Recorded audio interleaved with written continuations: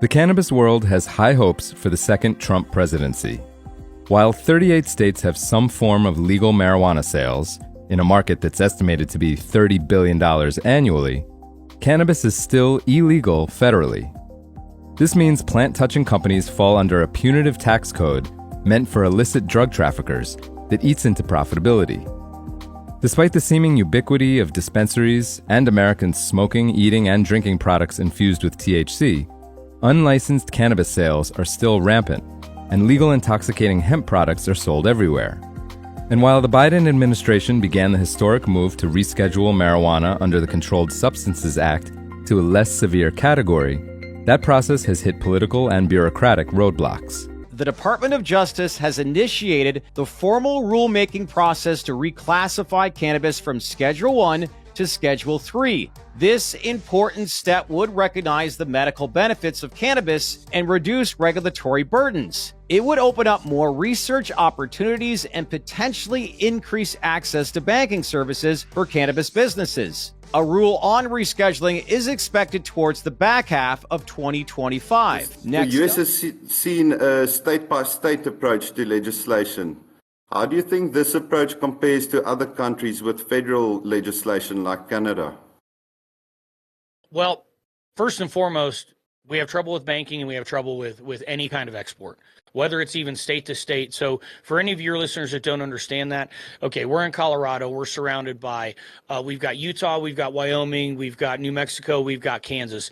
We can't export to anybody there, even if they're another legal state. Well, and not only that, and I think the thing that's most complicated about it is I can go to Wyoming, which is just 115 miles north of here, and for a dirty pipe, I can go to jail for quite a while. Whereas I live 40 miles, quite a while, 40 miles from the border. Yeah. And I can grow at my house and I can consume, you know what I mean? So I think that's one of the things that's most challenging is those state regulations because, and especially when you're out here in Colorado, it's not so bad because 5 hours and, I shouldn't say north or south, but you go most directions, you're still in Colorado.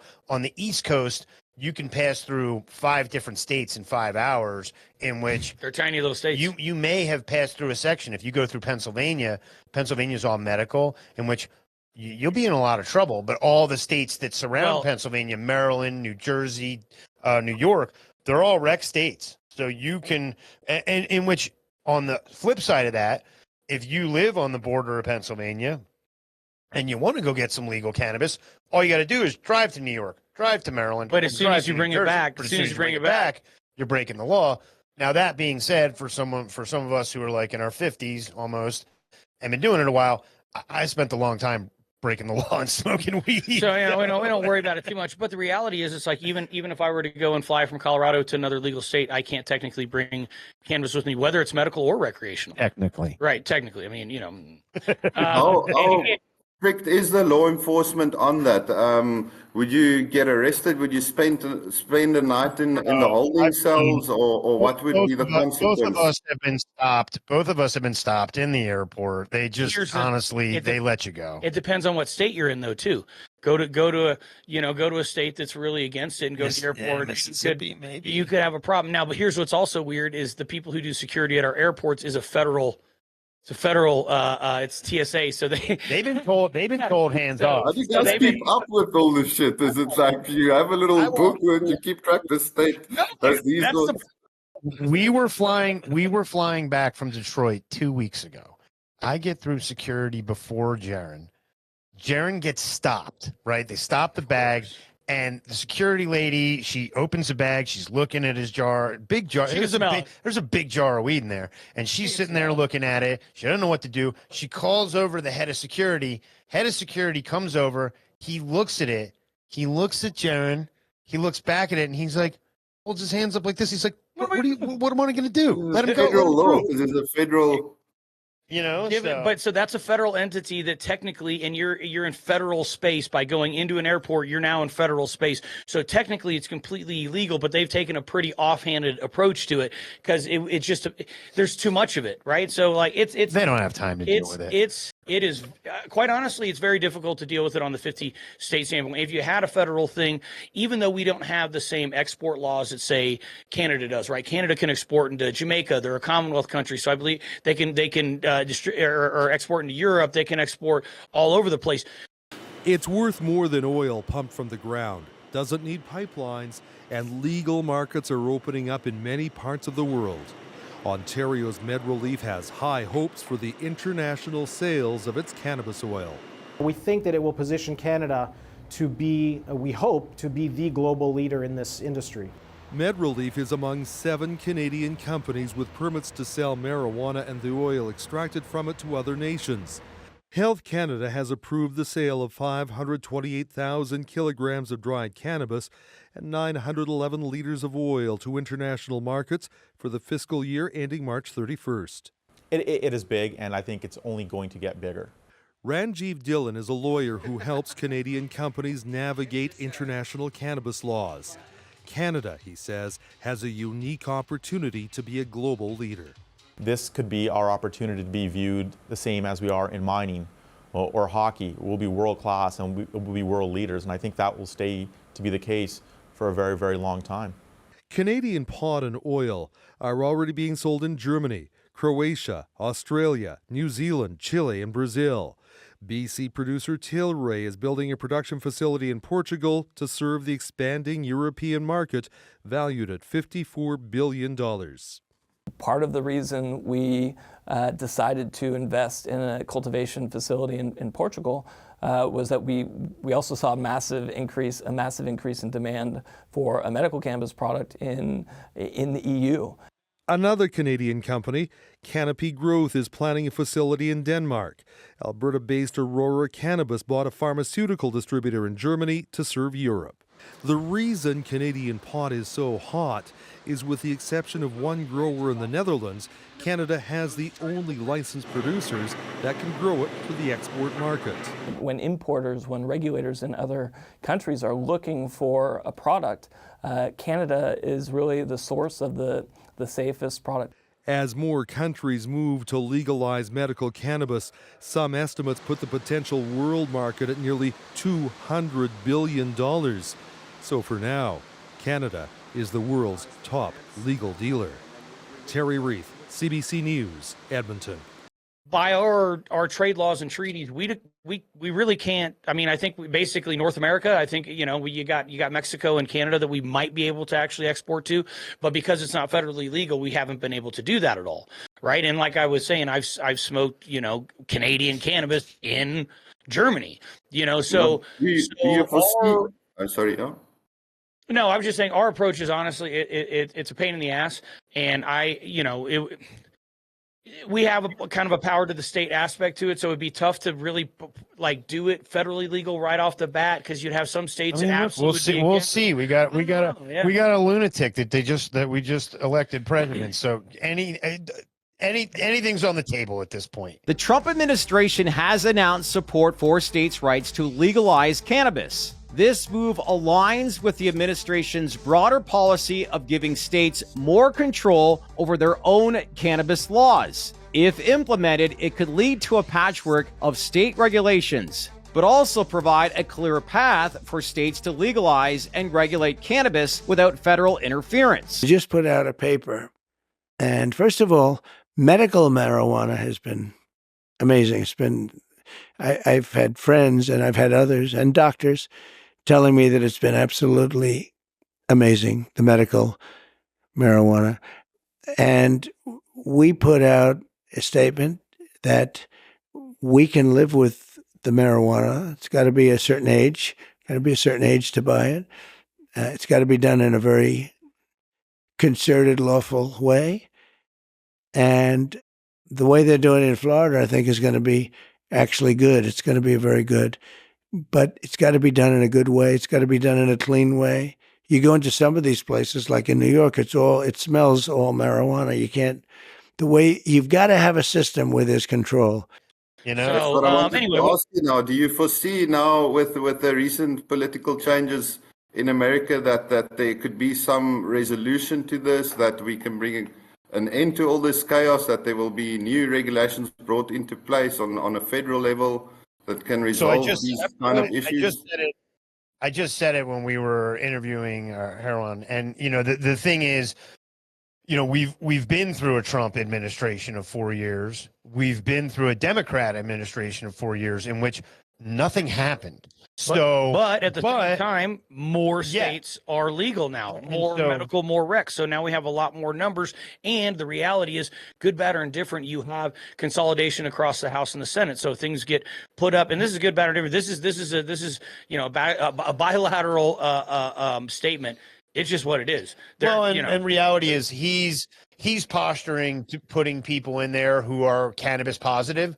So, and I think if they get, you know, they still have to go through a process where they do get approved. So everybody's kind of jumping the gun which is funny, where they're like, oh my God, these guys, they still have to get approved. They have to go through an approval process for the Senate or through the Senate. So people have to approve them. It's not just like they approve, he nominates Matt Gaetz and Matt Gaetz is the guy. Now, the federal government has lied to the people of this country about marijuana for a generation. We have seen a generation, particularly of black and brown youth, locked up for offenses that should have not resulted in any incarceration whatsoever. I'm also deeply troubled that the current policy of the federal government inhibits research into cannabis, research that could unlock cures and help people live better lives. My Republican colleagues today will make a number of arguments against this bill, but those arguments are overwhelmingly losing with the American people. In every state where cannabis reform was on the ballot in this country, it passed. It passed with overwhelming support. Matter of fact, the only thing that I know that's more popular than getting out of the war on drugs is getting out of the war in Afghanistan. But if we were measuring the success in the war on drugs, it would be hard to conclude anything other than the fact that drugs have won. Because the American people do not support the policies of incarceration, limited research, limited choice, and particularly constraining medical application. I truly think it's going to get dealt with. I truly think because we're 10 years into it and because we have so many states that are on something, we're forced. And Trump likes business, man. He likes business. And just like in your guys' situation where it's putting lots of jobs into these small towns. Places like Michigan, you've been all over Michigan and seen these large high-end facilities going into these tiny towns that are dead towns that, I mean, it's a huge influx. Where I was in Maryland was in the middle of nowhere, and we had 150 employees, you know what I mean? With my old facility in Chambersburg, Pennsylvania, I think they're like the third largest employer in town. My building in Taneytown, the only building that was bigger was a facility that made pumps. So I mean, and so we used to buy a lot of jobs, and not for nothing. There's a whole level of different skills that are needed, from packagers to janitor to all these different things. Even the build outs, and even the skilled labor to get the build out, and electricians and all these things. It does provide a lot of jobs and stuff. So again, we'll see. But I do think because of all those things, I think I just think we're getting to a point where we are going to be forced into dealing it one way or another. You've got over half the states. It's kind of like, shit or get off the pot a little bit, So does that mean you're going to be seeing, legal U.S. weed in Amsterdam? Not necessarily, because I don't think we can necessarily trade like that. But at the same time, we'd at least be able to even go state to state. You know what I mean? Like, again, right now you could have, California growing a bunch and Mississippi having nothing, even though they have a legal. There's no way to take product and get it from point A to point B legally. Well, speaking, I was going to say, and one thing I'm keen to point out to folks too is the method of administration when it comes to cannabis. For us to believe that they're just going to approve us smoking something new, kind of hard to get behind, especially when they're on this whole quote unquote health kick. So in that way, it would go towards maybe edibles and stuff. And I think those are that's some of the minutia that they're going to have to work out before and that's one thing, Gabe, that you'll see is there's a lot higher prevalence of tobacco smoking that's down there. Oh yeah, everybody here has quit smoking. Basically, obviously people smoke, but cigarettes and alcohol are not near as cool as they were like 10 years ago. And I think cannabis has played a huge role in that as well. Here's something most people don't know about marijuana. Officially, the U.S. federal government classifies it as a Schedule I drug. That is the strictest classification they have, period, full stop. That means the government thinks marijuana is more dangerous than Schedule II drugs like cocaine or meth. It means they think marijuana is on the same plane as heroin. About 3,000 people died from heroin overdoses in 2010. You know how many people died directly from overdosing on marijuana? 0. And I don't mean 0 in 2010, I mean 0 in basically recorded human history. Which isn't to say smoking hay bales worth of pot is a good idea. It's not. But notice what I did there. You hear that all the time. That's what we in the media business call the to be sure paragraph. It's the paragraph where we cover our asses. Almost everyone says it. Even the people who think legalizing marijuana is a great idea don't say it's a good thing. The argument for legalizing pot isn't that pot is good, but that the war on pot is bad. But there is a way in which legal pot could be a huge public health win. I mean, one of the biggest public health wins we've had in decades, saving huge numbers of lives. Let's go back to that drug schedule. There is one drug you won't see on there, even though it is a hell of a lot more dangerous than pot or even cocaine. That's alcohol. The thing about alcohol is it's really bad for you, lethally bad for you. I don't want to be a hypocrite here. I enjoy a drink.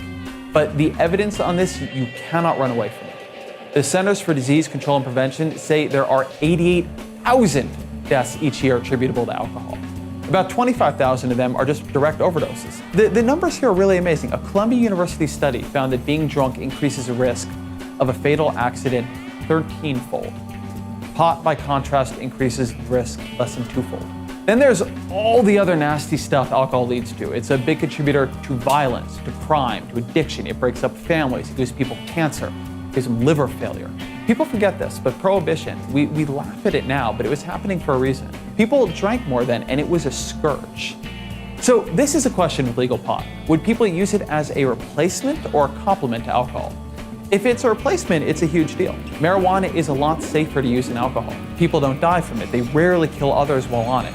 More marijuana and less alcohol means fewer deaths from intoxication, fewer drunk driving fatalities, less crime, less violence.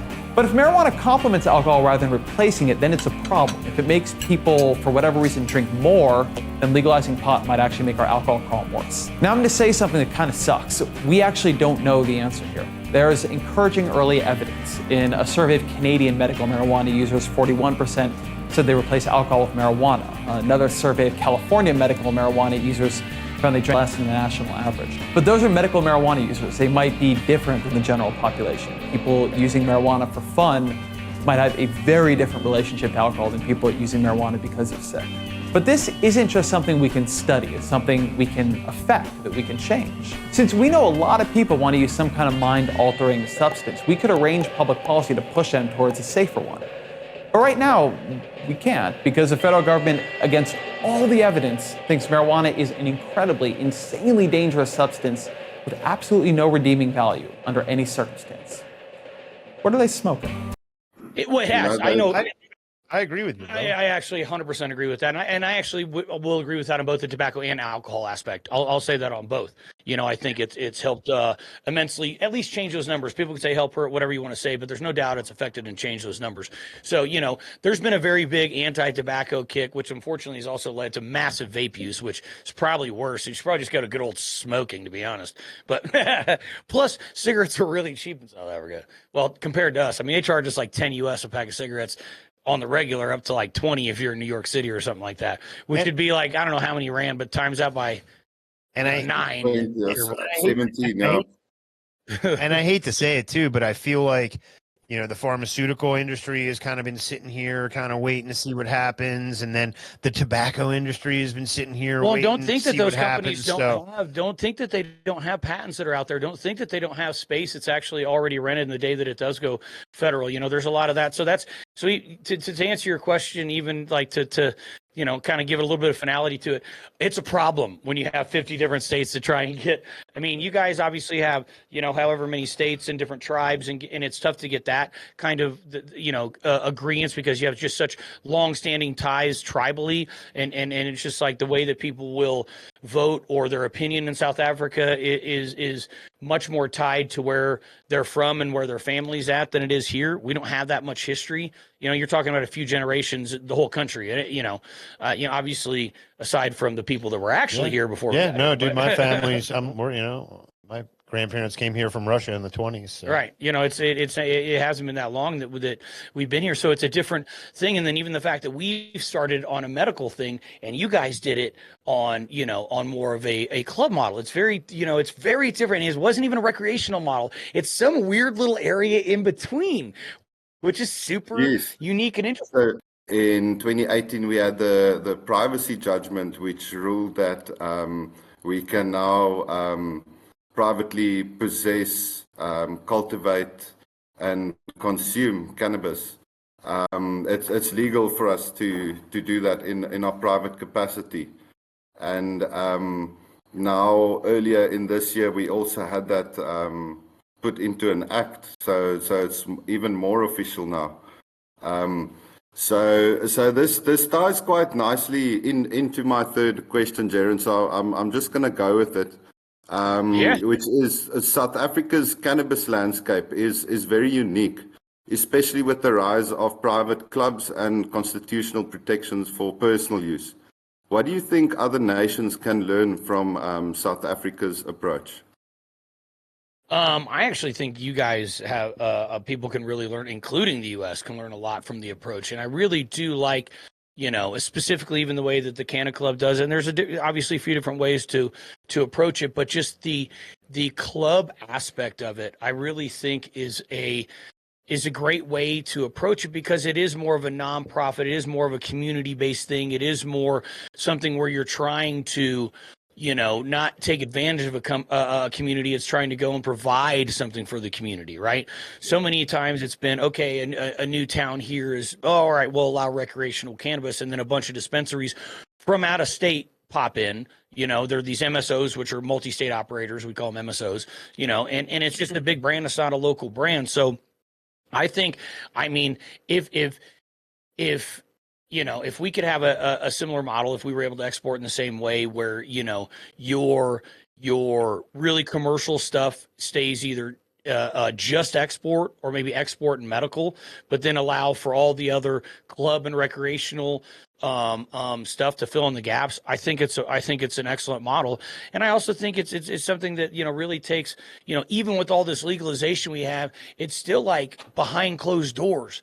We're still not able to go and just consume it openly, with our friends at the club. We still don't have, like one thing I love is like the UK pub culture. It's like you meet up with the mates. I was about to say that. Like I love how like instead of you're going to the bar, you're going to the club to to burn some with your friend. And like I like the idea of like passing around a couple different things and stuff like that. And having, hey, you try it. It's just, same as you would with a wine or any other type of thing. Yeah. So, and again, clubs, in the same way. Yep. These clubs have really become like hubs within all the different communities for cannabis enthusiasts to get together. It extends a lot further than cannabis. Some of these cannabis clubs have like barber shops in them. It can go to different other high value, small scale high value crops like the traditional herbs we have here in South Africa. So the clubs just serve like as the cannabis is like the core, and then everything builds around that, and we can have these spaces where the communities can interact and educate each other. So it is entirely community based. I mean, the club won't exist without the community. That is what makes the club. It's all based on its members and the members' collective input to make the club carry forward, So absolutely, it is definitely community based. I think, as opposed to a monopoly corporate structure, which is more capitalistic, where you've got a few people making all the money, and your community, especially the legacy growers, are left out. So yeah, and I think that just resonates more with the essence of the plant. I think cannabis is something that creates unity and is made to bring everyone together. So we should honor that, and through our practices with the plant, implement that, and I think that's where clubs play a very big role. I mean, to me, they should be a community gathering space, and that's what I think is such a powerful, like you said, a hub, a place to get together, a place to share ideas, a place to break down barriers, a place to just get together community wise. I feel like I feel like a lot of places here are lacking in a space like that, even aside from cannabis, just a place where you can come and get together communally. But cannabis is so easily the tie that binds so many people together that can make something like that work. And then you have, like you said, all the other things around it. So, I mean, I know that Germany's going to have a club model as well, although it's going to be more of a corporate club model, that's for sure. Spain has an interesting model in that they're completely a club model. It's just in our private club, we can do what we want. It's fairly successful, in the places that it is in Spain. But yeah, man, I think you guys have an opportunity really being on the forefront of showing people the a great way and potentially the best way to approach this from a community standpoint. Well, and I think, sorry, it's going to be interesting to see where it goes. Sorry, Gabe. It's going to be very interesting to see where it goes because we're kind of on this pivotal point. We have this beautiful privacy judgment, but yet in there it still remains a criminal offense to sell the plant or to deal in the plant. But the definitions around those are very vague, like when they define a private space, they define that as a communal space. There are lots of different ways which the laws can be interpreted, hence the massive emergence of all these various private clubs.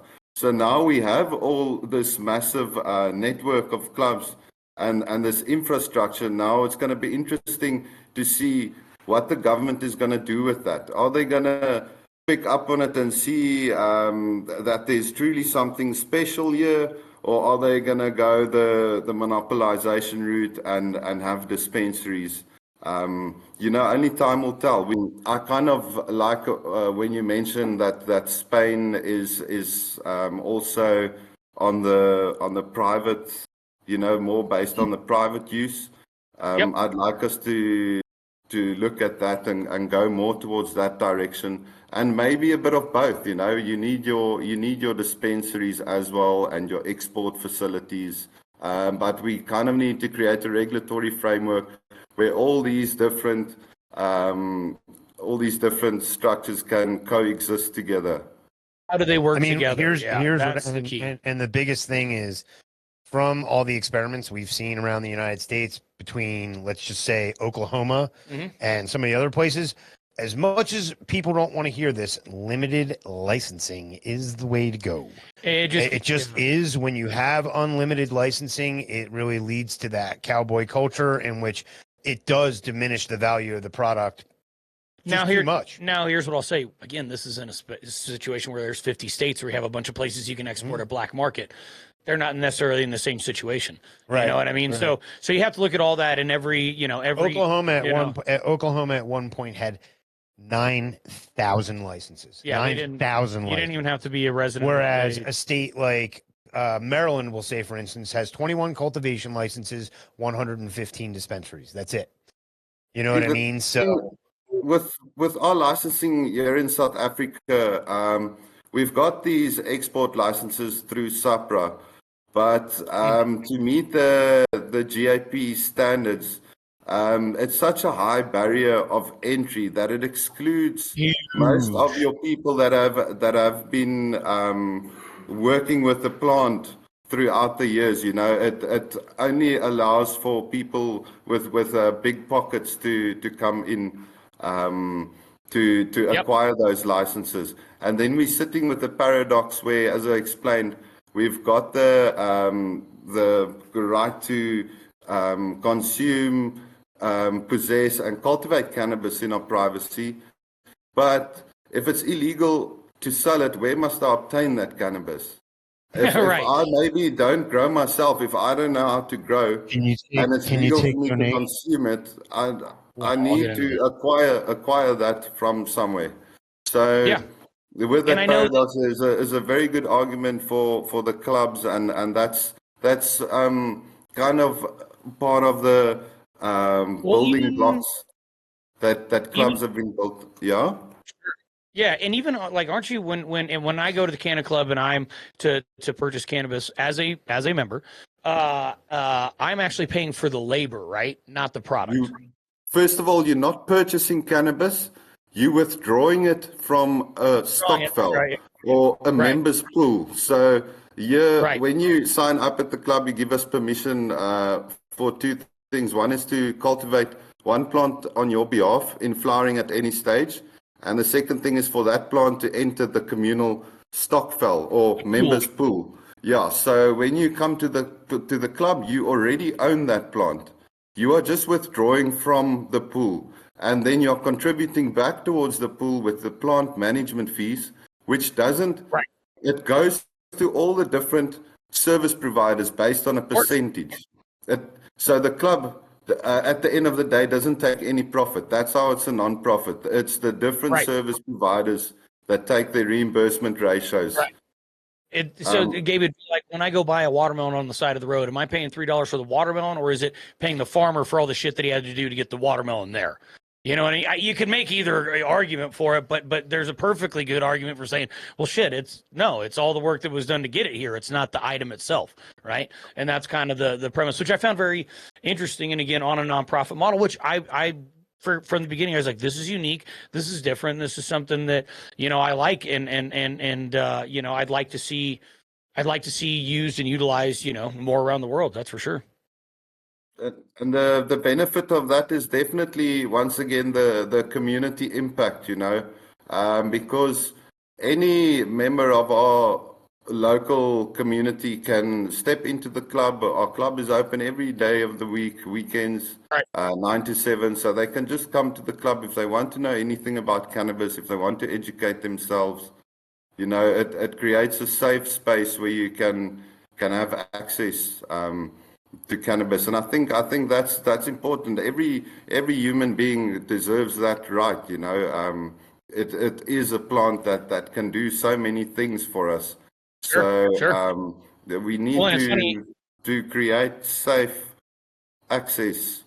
And I think for us, our safe places, because we don't have these, good, bad, or indifferent, is more online, to be honest. Right. It's more the, you know, podcast, and it's more, you know. And that was actually something I was that's kind of what I was trying to say earlier, is that you guys have created something really unique in that club aspect, where for so many of us, it is social media here. A lot of us, you know, there's tons of people who watch our show who they've never met me. They don't know me from anything. Whereas the club brings everybody back together. Very hands-on. It brings everybody, you know, in that, you know, like you were stating, one of the biggest beliefs in Rastafarianism is that the plant is here to bring people together. And when you have a club model like you have, you're going to bring, you know, one of the thoughts I was having as you were kind of starting this conversation is the American Revolution. You know, all our forefathers, they all met in bars, and they would all meet in bars, and they would drink, and they would discuss, they would have philosophical discussions, and they would discuss all the things that were going on in the world.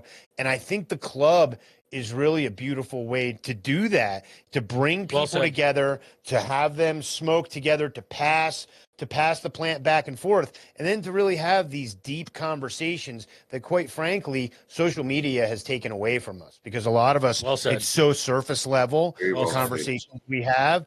And so that's, I think, one of the most beautiful things I see about the club. It's powerful. You're going to have guys, and the really nice thing about it is, when you go to alcohol and stuff like that, people get aggravated, and they'll start, you know, that's where you'll see fights. With cannabis, you're going to have these really great conversations, and people are really going to sit back and think and take it in, and you won't have that aggression that you would have with a lot of alcohol. So I think what you guys are doing is really cool, and it's actually one of the things that I appreciate about not having standardization throughout the entire planet, because I think you're going to see these certain areas that start to develop a certain culture where, again, it's going to be, hey, go to the CannaClub for great conversation and great cannabis. And it's going to be the type of thing where it's going to be a destination. I love it. I love it. I love it. I know we're probably getting We're probably getting to the hour mark. I don't know how you want to go, but if you want to rattle off another question, we're more than happy to oblige. That's cool. I check our time. We had a great conversation so far, and we basically answering these questions as we go.